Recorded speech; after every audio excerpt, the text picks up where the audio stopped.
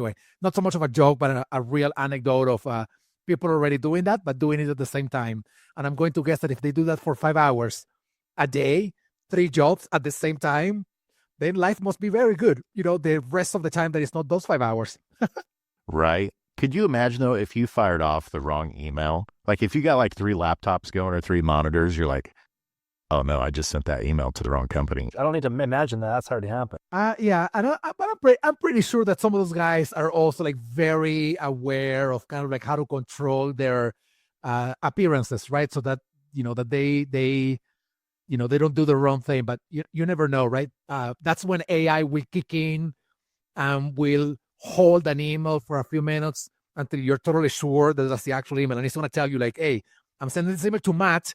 Are you sure that it goes to Matt? That's the kind of things that we're going to be seeing. And Jason, back to your previous point. I mean, I people have asked me a lot. I was a corporate executive for 20 years, worked in lots of big companies, as did Enrique.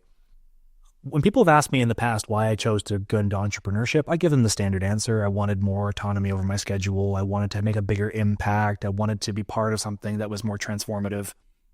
But honestly, part of it was with this conversation. I was a professional meeting host in my last job as a CHRO.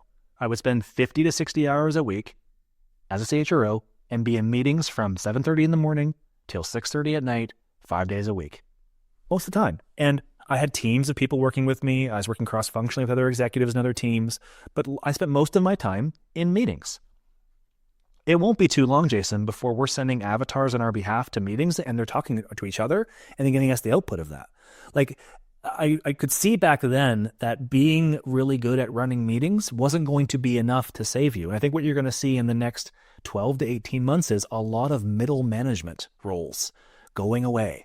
A lot of people who are shifting work between the executive and the people who are actually doing the tasks, that's going away because, to your earlier point, technology will be the intermediary between the strategy and the application of the strategy.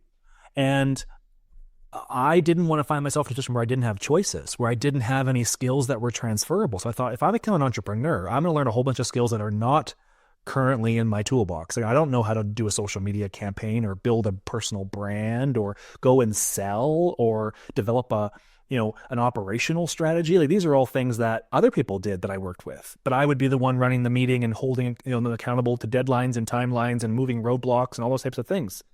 But we're getting to a place now where simply being an intermediary is not good enough. You're going to have to provide some tangible value.